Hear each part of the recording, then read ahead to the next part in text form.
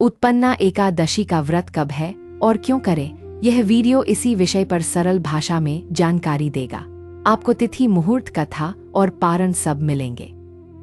दी गई तिथियां ज्यों की त्यों रखी जाएंगी। शब्दों को नए तरीके से समझाया जाएगा। उत्पन्ना एकादशी विष्णु भक्तों का प्रमुख पर्व है। यह व्रत धन, धान्य और सौभाग्य का कारक है। सही विधि से करने पर जीवन में उन्नति मिलती, पाप क्षय होता और बाधाएं शांत होती हैं। अब जानते हैं तिथि और समय का विवरण। हिंदू पंचांग के अनुसार यह व्रत नवंबर में है। इस बार एकादशी तिथि रात को प्रारंभ होगी। 15 नवंबर की रात 12:49 पर आरंभ। तिथि का समापन 16 नवंबर की रात 2:37। उदयातिथि के नियम से व्रत 15 नवंबर को ही, इसलिए व्रतधारी 15 नवंबर को निराहार रहेंगे। रात आरंभ होने पर भी व्रत उदय से धारण होता। यह नियम शास्त्रीय परंपरा में मान्य माना जाता। अब दिन भर के शुभ मुहूर्त समझ लीजिए। इनका प्रयोग पूजा, जप, दान और दर्शन में करें। ब्रह्म मुहूर्त सुबह 04:58 से सुबह 05:51। प्रातः संध्या सुबह 05:24 से सुबह 06:44। अभिजित मुहूर्त दोपहर 11:44 से दोपहर 12:27। विजय मुहूर्त दोपहर 01:53 से दोपहर 02:36। अमृत काल दोपहर 03:42 से शाम 05:27। गोधूली मुहूर्त शाम 05:27 से शाम 05:54। सायाह्न संध्या शाम 05:27 से शाम 06:47। निशिता मुहूर्त रात 11:39 से रात 12:33। 16 नवंबर। इन समयों में जब ध्यान और आरती श्रेष्ठ रहते, भक्त इच्छा अनुसार उपयुक्त काल चुन सकते हैं। अब व्रत पारण के विषय में स्पष्ट निर्देश। द्वादशी तिथि पर सूर्योदय के बाद पारण करें। उचित होगा 16 नवंबर की सुबह में पारण। दूध, जल या फल से पारण करना श्रेयस्कर। गोदान या तुलसी जल अर्पण कर पारण। जो नियम लिया हो वही विधिवत त्यागे। बीमारी हो तो साधारण फलाहार से रहे। ज्येष्ठजन और रोगी डॉक्टर की सलाह माने। अब पूजा विधि का सरल क्रम जानिए। व्रत संकल्प सुबह स्नान के बाद करना। पूजाघर स्वच्छ करें और दीपक प्रज्वलित करें। श्रीहरि विष्णु का चित्र या शालग्राम विराजित। तुलसी पत्र चरणों में समर्पित करें। पीला पुष्प, धूप, दीप और नैवेद्य अर्पित। विष्णु सहस्रनाम या ओम नमो नारायण जप। गीता का पाठ भी अतिशय पुण्यकारी माना। शाम को आरती और व्रत कथा श्रवण करें। गरीबों को अन्न और वस्त्र का दान करें। गौसेवा या पीपल जल दान भी करें। रात्रि में संभव हो तो भजन करें। अब समझे यह एकादशी विशेष क्यों कही। मार्गशीर्ष कृष्ण पक्ष की यह पुण्यतिथि एकादशी देवी के प्राकट्य का दिवस माना। भगवान विष्णु ने असुर विनाश हेतु सृजा। देवी ने दुष्ट मुर का संहार किया, इसीलिए इसका नाम उत्पन्ना एकादशी पड़ा। अब विस्तृत प्रथम कथा आरंभ करते हैं। यह कथा प्राचीन काल की अद्भुत है। दैत्य मुर से देवता भयभीत हो गए। उस समय इंद्र सहित सबने शरण ली। वे भगवान विष्णु के धाम वैकुंठ पहुंचे। हाथ जोड़ विनती कर वेद मंत्र बोले। प्रभु ने उनकी व्यथा ध्यान से सुनी। विष्णु ने मुर का अंत करने सोचा। उन्होंने दैत्यलोक की ओर प्रस्थान किया। मुर की सेना प्रचंड और भयानक थी। युद्ध अनेक दिनों तक चलता रहा। विष्णु ने दिव्य अस्त्रों का प्रयोग किया। दैत्य दल बारंबार फिर भी उठ खड़ा। प्रभु ने चक्र से दुश्मन धराशायी किए, किंतु मुर दानव मायावी और चतुर था। उसके पास अजस्र शक्ति और छल था। अंततः भगवान बद्रिकाश्रम की गुफा पहुंचे। उन्होंने थोड़ी देर विश्राम करने ठाना। मुर ने अवसर देख वहां धावा बोला। ज्यों ही दानव तलवार लेकर बढ़ा, गुफा से दिव्य तेजस्विनी कन्या प्रकट हुई। उसका रूप शौर्य और करुणा से दीप्त। कन्या ने मुर से भयंकर युद्ध किया। पल भर में उसके कुटिल मस्तक काटा। दानव का अंत होते ही देवगण हर्षित। विष्णु ने नेत्र खोल कन्या का वंदन। उन्होंने कहा, तुम मेरी ही शक्ति, तुम्हारा नाम एकादशी देवी होगा। जो तुम्हारा स्मरण करे वह पाप मुक्त। तुम्हारे दिन उपवास से सब सिद्धि पाए। उस दिन से उत्पन्ना एकादशी विख्यात हुई। देवताओं ने अभिनंदन कर जयघोष किया। विष्णु ने व्रत के नियम भी बताए, सत्य, अहिंसा, दया और संयम का पालन। अब दूसरी दीर्घ कथा सुनिए ध्यानपूर्वक। राजा शतधन्वा नामक एक धर्मप्रिय सम्राट, उसका राज्य समृद्ध पर मन में अशांति। स्वप्न में बार बार भयंकर दृश्य आते। ऋषि अग्निवर्ण उसके नगर में आए। राजा ने विनीत भाव से आश्रय दिया। ऋषि ने ध्यान कर संकेत बतलाया, पूर्व जन्म के पाप शेष फल दे रहे, उत्पन्ना एकादशी का व्रत अपनाए। व्रत कथा श्रवण कर दान अवश्य दीजिए। राजा ने संकल्प लेकर कड़ा नियम ग्रहण, दिन भर जप, ध्यान और अन्नदान निरंतर। रात भर दीपक जलता रहा अनवरत। मंदिर में विष्णु सहस्रनाम का पाठ, दूसरे दिन द्वादशी पर पारण किया। गरीबों को भोजन और चादर वितरित की। उसी रात उसे दिव्य स्वप्न प्राप्त हुआ। विष्णु ने कहा, भय अब समाप्त होगा, तुम पर मेरी कृपा सदैव बनी। राज्य में वर्षा हुई और अनाज बढ़ा। रोगी स्वस्थ हुए और शत्रु दूर भागे। राजा ने हर वर्ष यह व्रत किया। कालांतर में उसने वैकुंठ धाम प्राप्त किया। जनता ने व्रत की महिमा गाई। ऋषि ने भी प्रसन्न होकर आशीष दिया। इस प्रकार दूसरा प्रसंग पूर्ण हुआ। अब तीसरी प्राचीन कथा सुनिए सहज। एक वृद्ध ब्राह्मण और ब्राह्मणी निर्धन थे। ग्राम के बाहर झोपड़ी में वे रहते। जीवन का आधार भीख और पाठ सेवा। मन में विष्णु भक्ति पर चिंता रहती। एक दिन संत महात्मा द्वार पर आए। वृद्ध दंपति ने जल और आसन दिए। महात्मा ने करुणा से उनकी बात सुनी। उन्होंने उत्पन्ना एकादशी का व्रत बताया। कहा, श्रद्धा से जो कर लेता है, दरिद्रता और रोग स्वयं दूर भागते। दंपति ने संकल्प कर फलाहार स्वीकारा। पूरे दिन भजन और नामस्मरण किया। रात में दीपक के सामने कथा। द्वादशी पर उन्होंने तुलसी जल पाया। पारण के बाद उन्होंने अन्न वितरण किया। कुछ ही दिनों में स्थिति बदलने लगी। एक सेठ ने सेवक बनाकर सम्मान दिया। उनकी झोपड़ी पक्के घर में बदल गई। स्वास्थ्य सुधरा और मन में शांति आई। महात्मा फिर आए और अनुभव पूछा। दंपति ने आभार सहित कथा सुनाई। महात्मा बोले, यह एकादशी की कृपा, भक्ति और सेवा के द्वार खुले। दंपति ने जीवन भर व्रत निभाया। अंत समय हरिनाम कहकर देह त्यागी। ग्रामवासियों ने उनकी कीर्ति को गाया। इस कथा से श्रद्धा का फल समझिए। अब चौथी विस्तृत कथा आरंभ होती। प्राचीन नगर में वनिक नाम सुयश था।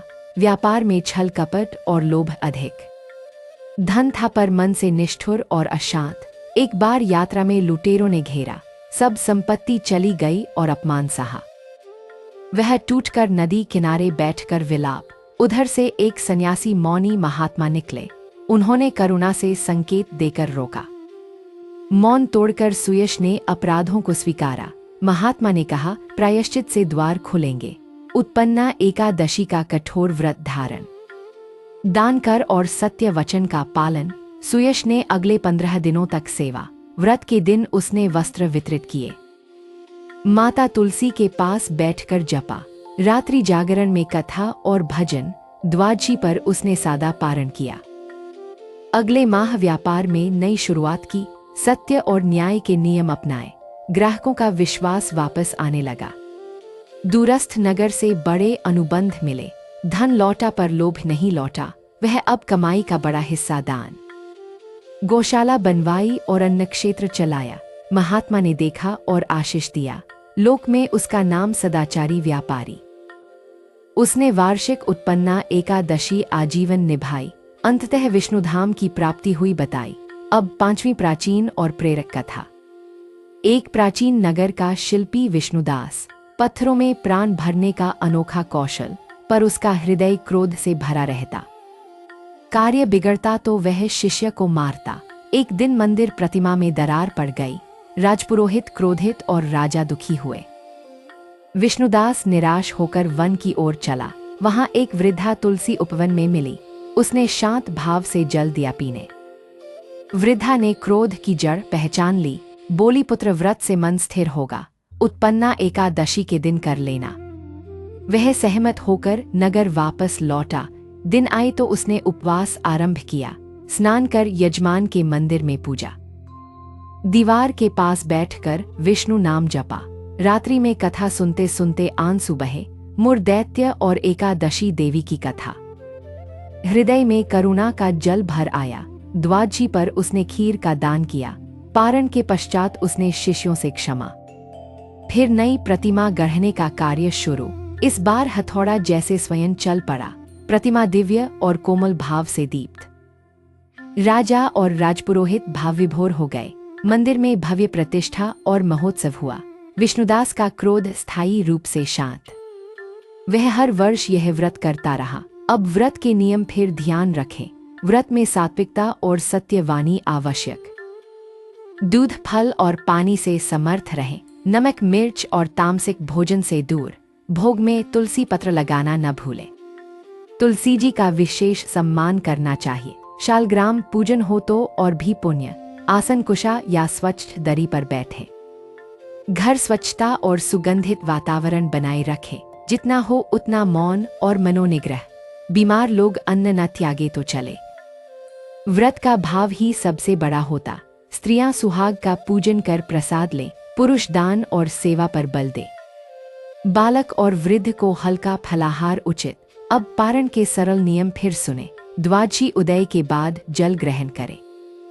गौ को चारा और पक्षियों को दाना दे। ब्राह्मण या जरूरतमंद को भोजन कराए।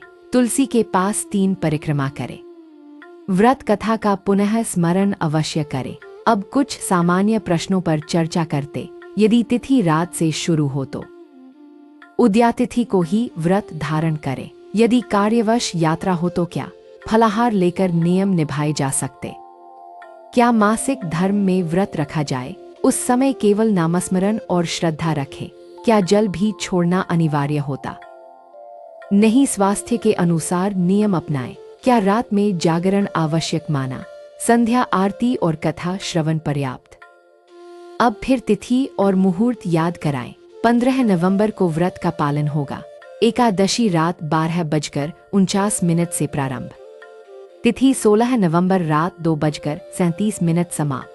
ब्रह्म मुहूर्त सुबह 04:58 से सुबह 05:51। प्रातः संध्या सुबह 05:24 से सुबह 06:44। अभिजित मुहूर्त दोपहर 11:44 से दोपहर 12:27। विजय मुहूर्त दोपहर 01:53 से दोपहर 02:36। अमृत काल दोपहर 03:42 से शाम 05:27। गोधूली शाम 05:27 से शाम 05:54। सायाह्न संध्या शाम 05:27 से शाम 06:47। निशिता रात 11:39 से रात 12:33 16 नवंबर। इन कालों में मंत्र जप का विशेष फल। दुर्लभ कार्य भी सहजता से सिद्ध होते। अब व्रत की आध्यात्मिक महिमा समझिए। उत्पन्ना एकादशी मन को संयत करती। इंद्रियों का आकर्षण घटता और बुद्धि स्थिर। तुलसी और विष्णु नाम से अंतःकरण पवित्र। व्रत से सत्वगुण बढ़ता और तम घटता। गृहस्थ जीवन में सदाचार की दृढ़ता आती। उद्योग, व्यापार और विद्या में उन्नति मिलती। कुल की उन्नति और संतति का कल्याण। दुष्प्रभाव और राहु के कष्ट घटते। दृष्टि और वाणी में माधुर्य आता। अब एक लघु प्रसंग और सुनिए। युधिष्ठिर ने कृष्ण से व्रत की महिमा पूछी। कृष्ण ने कहा, यह एकादशी सर्वोत्तम, पापों को नाश कर सिद्धि प्रदान करती। इसके स्मरण से भी कल्याण होता। कथाश्रवण जीवन में दिव्यता भर देता। अब पूजा सामग्री की संक्षिप्त सूची। जलदीप, धूप, अक्षत, पुष्प, तुलसी और फल। पीला वस्त्र या गेरुआ दुपट्टा अर्पित करें। शक्य हो तो शालग्राम जल से स्नान, कुंकुम और हल्दी से तिलक लगाए। नैवेद्य में खीर या फल मिष्ठान रखें। भोग के पश्चात प्रसाद वितरित कर दें। अब क्षेत्रीय परंपराएं संक्षेप में जानें। उत्तर भारत में तुलसी विवाह के बाद यह एकादशी विशेष उत्साह से मनाई जाती। महाराष्ट्र में जागरण और अभंग गाए जाते। गुजरात में अन्न क्षेत्र और दान की परंपरा। दक्षिण में विष्णु सहस्रनाम का पाठ व्यापक। पूर्व में भक्ति गीत और दीपदान अधिक। अब 2 विशेष अनुष्ठान भी जाने। अक्षयदीप अनुष्ठान, रात भर दीप प्रज्वलित। तुलसी सेवा अनुष्ठान में परिक्रमा और सिंचन। ये साधना मन पर गहरा प्रभाव छोड़ती। अब व्रतधारियों के लिए सावधानियां जरूरी। खाली पेट अधिक परिश्रम से बचना चाहिए। निर्जला करने वाले नमक से परहेज रखें। कैफीन और उत्तेजक पेय से दूरी रखें। ध्यान और श्वास अभ्यास से ऊर्जा बनाएं। अत्यधिक स्क्रीन समय से आंखों को बचाएं। घर में क्रोध और क्लेश से दूर रहें। कम बोलें और मीठा बोलने का अभ्यास। अब कुछ प्रेरक सूक्तियां सुन लीजिए। व्रत से पहले मन का व्रत करें। शरीर संयमित हो तो विचार निर्मल होते। भक्ति का फल संतोष और प्रसन्नता होता। दान से धन घटता नहीं गुना होता। अब पुनः तिथि पर अंतिम पुष्टि। 15 नवंबर को उत्पन्ना एकादशी का व्रत।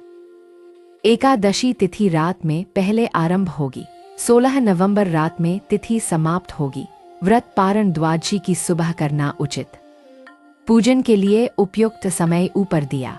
भक्त अपनी सुविधा अनुसार चुन ले। अंत में पहली कथा के कुछ उपसंहार। एकादशी देवी शक्ति और करुणा का संगम। वे मन के असुरों का वध करती। लोभ क्रोध काम और मद शांत होते। विष्णु की शरण में जीवन सुरक्षित रहता। साधना के छोटे कदम बड़े परिणाम लाते। दूसरी कथा से राज्य धर्म का संदेश। शासन में धर्म हो तो समृद्धि आती। अहंकार छोड़कर अध्यात्म अपनाना श्रेष्ठ। जनकल्याण से राजसी दोष क्षीण हो जाते। तीसरी कथा घर घर की प्रेरणा। दरिद्रता भक्ति और सेवा से दूर भागती। संत का वचन जीवन बदल सकता है। चौथी कथा व्यापार में नैतिकता का पाठ। सत्यनिष्ठा से प्रतिष्ठा लौट आती है। लाभ से ज्यादा विश्वास कमाना आवश्यक। पांचवी कथा कला और क्रोध का समाधान। व्रत से भीतर की कठोरता पिघल जाती। अंतर्मन निर्मल होता तो कृति दिव्य बनती। अब छोटे छोटे व्यवहारिक सुझाव सुने। संध्या समय दीपक पश्चिम दिशा न रखें। पूजा में लोहे के बर्तनों से बचें। तांबा पीतल या मिट्टी के पात्र उत्तम। अन्नदान में बिना अपमान के सेवा करें। दान में तामसिक वस्तुएं न दीजिए। व्रत के बाद कड़वा बोलना त्याज्य होता। भावनाओं का संयम रखें और मुस्कुराइए। जितना संभव हो नियमितता बनाए रखें। परिवार के साथ मिलकर आरती करें। बच्चों को कथा सरलता से सुनाएं। अब अंत में संकल्प वचन कहिए मन में। मैं सत्य दया और करुणा का पालन करूंगा। मैं श्रीहरि के नाम का जप करूंगा। मैं तुलसी और गोसेवा का आदर करूंगा। मैं अन्न का आदर और दान करूंगा। मैं क्रोध को त्याग कर शांत रहूंगा। अब समापन से पूर्व मुख्य बिंदु दोहराते। व्रत की तिथि 15 नवंबर निर्धारित है। तिथि आरंभ रात 12:49। समाप्ति 16 नवंबर रात 2:37। पारण द्वादशी सुबह करना श्रेयस्कर माना। ब्रह्म मुहूर्त और प्रातः संध्या शुभ काल। अभिजित विजय गोधूली और निशिता भी शुभ। पूजा विधि सरल और हृदयगामी रखिए। कथा श्रवण से व्रत की पूर्णता होती। दान सेवा और नम्रता व्रत का आभूषण। अब संक्षेप में लाभों का पुनर्लेखन। धन धान्य की वृद्धि और ऋण शमन। रोग निवारण और दीर्घायु की प्राप्ति। कुल में सौभाग्य और संतान की उन्नति। कार्यों में सफलता और मन की प्रसन्नता। देवकृपा और आत्मबल में निरंतर वृद्धि। अब कुछ प्रेरक उपसंहार के वाक्य। छोटी साधना से बड़ा कल्याण संभव होता। हर एकादशी नया उत्साह लेकर आती। विष्णु नाम जीवन का सच्चा आधार। तुलसी के चरणों में अमृत समाया। सेवा ही सर्वोत्तम भक्तिभाव का आधार। अब एक सूक्ष्म ध्यान विधि भी सीखें। शांत बैठकर श्वास पर ध्यान केंद्रित। प्रत्येक श्वास में ओम नमो नारायण उच्चारें। प्रत्येक निश्वास में आत्मा को हल्का महसूस। 10 मिनट में मन गहरी शांति पाए। यह ध्यान व्रत के फल को बढ़ाता। अब व्रत के बाद के आहार सुझाव। पारण के बाद हल्का और सुपाच्य भोजन। खिचड़ी मूंग और छाछ सर्वोत्तम विकल्प। अत्यधिक तला मसालेदार भोजन न लें।